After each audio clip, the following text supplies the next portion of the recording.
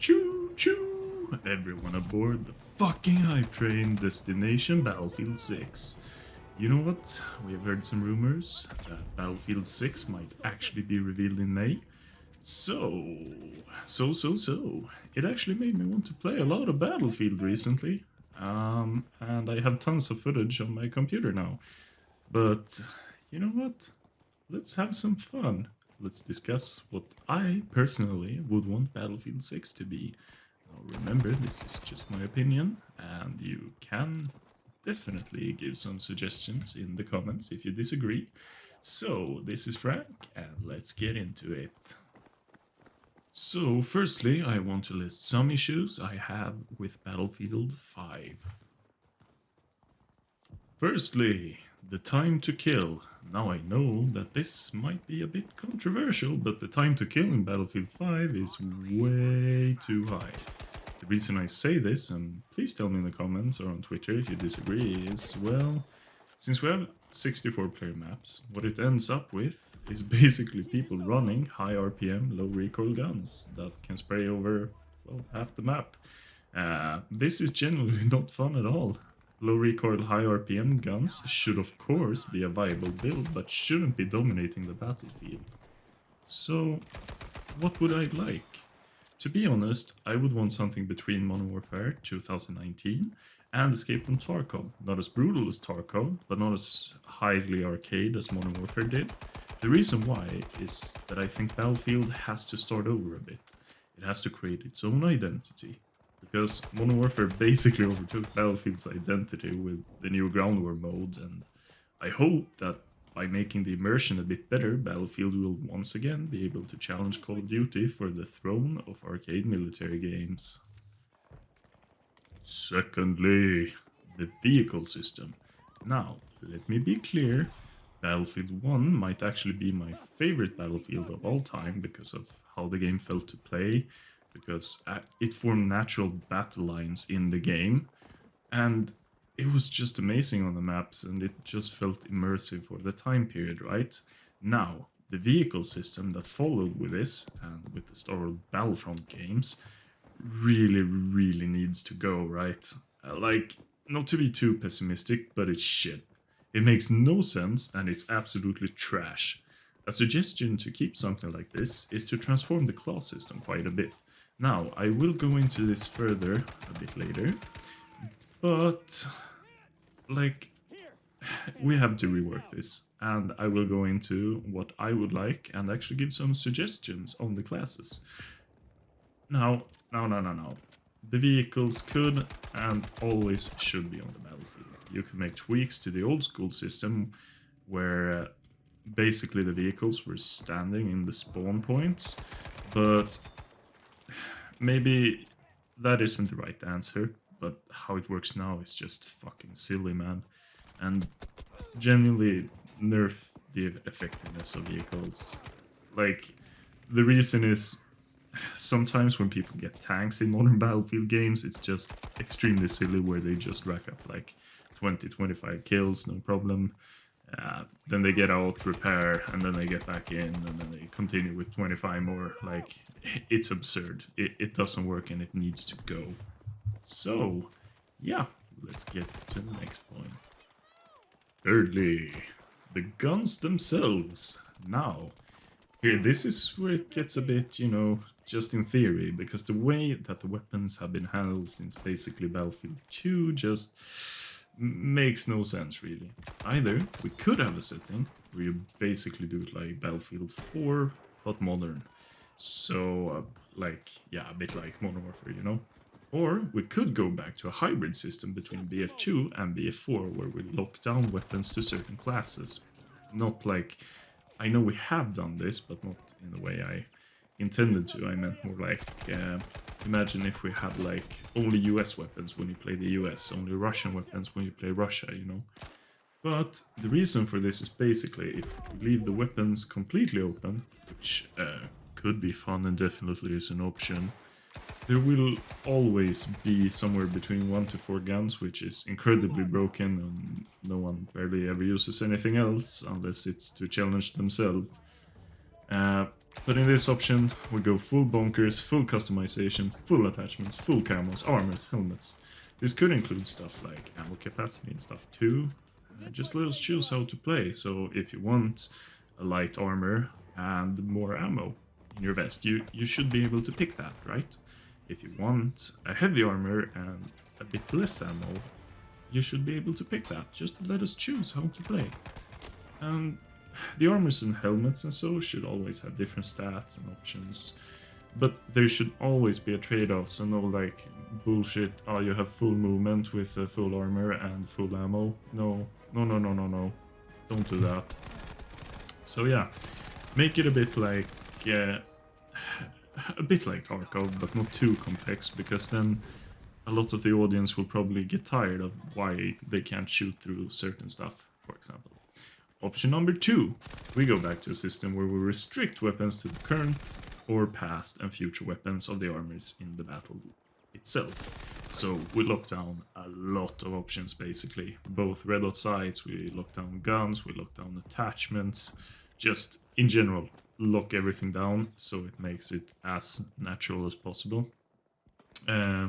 So for example the US might use stuff like M4s, M16s, M24s, and Russia might use different types of the AK platform. So yeah, these are the two things I think. I think a mix of the two would be the best, where we actually lock down to at least, so if you play the US you have to use not exactly an M4, but you get my point. And we can use full options for the attachments and ammo and stuff like that. So yeah, but onward to the next point. Fourthly, okay, we have to talk about it. Monetization. And if you're like me, mentioning that with an EA game makes your skin crawl. Because you just know they will fuck something up. The question is just what and how much. Now, I will suggest some stuff. In order not to break the immersion, there should not be stuff like weird pink and turquoise camos, or helmets with stats that are different from the base helmets or vests, but I could totally see different variants and such, just like in Battlefield 4, that you have to pay for. I'm actually completely fine with that, as long as the color options are available in other patterns for free. So maybe a digital camo, you could do some kind of woodland camo, but like autumn colors like orange and stuff. Just try to keep so everyone can use all color combinations, because of the maps might need different, you know. And don't sell the color black, please. That would be fucking stupid. Jesus Christ, don't do that, EA. Now, we could have gloves, insignias for your character models, clothing options. Sky's the limit, just don't sell gameplay stats. Every you hear me? Fifthly, this is where it gets spicy, people. So, a basic character creator. That's my 5th suggestion. And also a complete overhaul of the class system, but we will get into that. So, now that will probably go back to modern times, because let's be real, after Modern Warfare last year in Norway, we could have a fully fledged character creator. There can be people of every skin color, every length, every type, men and female soldiers in the world. So let this be the battlefield where we can fight as ourselves. And lastly, here's where we get to my classes, which you probably hate, but yeah. We need a complete overhaul of the class system. What it is now doesn't work. It's basically what type of gun do you want to use. So, I kind of feel like it's horribly designed. But, okay. Well, these are my ideas. They're inspired by a lot, and tons and tons and tons and tons and tons of hours in FPS games. A lot of milsim and stuff too, so let's get into the classes. We will start with the Rifleman. Access to all weapon classes, but not sniper rifles. So, access to all light and medium armor classes, only class with access to undersling launchers, so basically grenade launchers.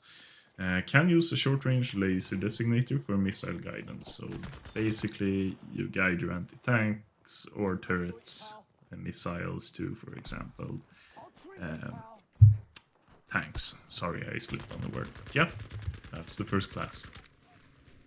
Medic, access to rifles, personal defense weapons, SMGs, and shotguns. Access to light and medium armor, only class that can heal other classes and revives all players instead of squad mates, and faster. Basically, the Battlefield 5 system, because I actually thought it was pretty clever of them. Heavy gunner, access to all weapon classes, not sniper rifles, access to all armor classes, which includes heavy and even maybe juggernaut armor, carries extra personal ammo on spawn, and can drop ammo packs for the team. Sniper, access to sniper rifles and personal defense weapons, access to light armor, no helmets, possible to one-shot kill on most ranges, and laser designate enemy vehicles from long ranges. So, my reasoning here is that, well, if you're gonna have that stopping power on your sniper, well, obviously, you're not gonna need body armor. And secondly, be able to laser designate from long ranges is a feature I think could be used now, but it would incorporate the armor system and so on, so we can kind of get a bit more, variance in the classes. So a sniper should only have light armor and no helmet. I do kind of feel like the engineer should probably just have light armor and maybe a light helmet in order to balance out the incredibly high tons of firepower that guy got. But this is just suggestions. And here it comes, the black sheep, if you will. The one class who would get this video downvoted to all hell if a lot of people saw it. The crewman. Access to personal defense weapons, access to light armor, no helmets, only class with the ability to drive vehicles. Also gets recoil reduction on mounted weapons in vehicles. Now, a lot of you may say, holy fuck, Frank, are you insane? Only one class to drive vehicles? Well, I will get into my reasoning for that, so just have some patience, dear angry man who likes Battlefield. Or girl, what do I know? But yeah, let's get into why. Now, the reason that I included the crewman like this is basically because the ability to crew vehicles. It can literally destroy games as it is. Either you get someone who is the best player ever with the best guns in the game, which just destroy the entire enemy team, no problem solo, or you get that guy. You know who that guy is. He who thinks he is king and ends up literally dying immediately because he mains a machine gun all days and barely ever drive vehicles. You know who that guy is. We all have played with and against that guy. So basically it is to limit the amount of people going for vehicles so that only the ones wanting to really play vehicles do so, creating less of an issue with people taking a jeep or whatever for 100 meters just to dump it right there. It is also to promote team playing, since you can crew a vehicle in another class, you just can't drive it. So mounted guns, for example, are completely fine, it's just driving that only the crewman can do. The reason for this is that I feel it should be obvious, at least to people who have played a lot of Battlefield games before, because a lot of the times what ends up happening is just people take a jeep or a four-wheeler and just goes like 100 meters, drops it off, or you get that guy who goes for the jet, which immediately actually crashes the plane in literally 5 seconds, and no one wants that, ever. So yeah, that's my reasoning for the crewman class. So in conclusion, I think that it's time for the Battlefield franchise to live up to its name. Reclaim the title for large-scale warfare. Games like Modern Warfare and Escape from Tarkov has shown that modern shooters still have a place, and that dumbing everything down is almost never the answer. But seriously, I say, let it take a risk. BF5 was trying to be so safe that it pleased very few people. Because there was almost always a game that was better at the things that it tried to do. So let there be higher bullet damage, let there be action-packed charges towards points under heavy fire, let there be total customization, let there be classes to define everyone's roles. Let us choose how to play the game. And EA, don't be afraid to make it a bit tougher. Keep it streamlined, so it's accessible. But take inspiration from your rivals. Take inspiration from their successes. Add it to this, which was once one of the best franchises, just dropped massive success. Also, please do 128 player maps already. With that being said, Frank off.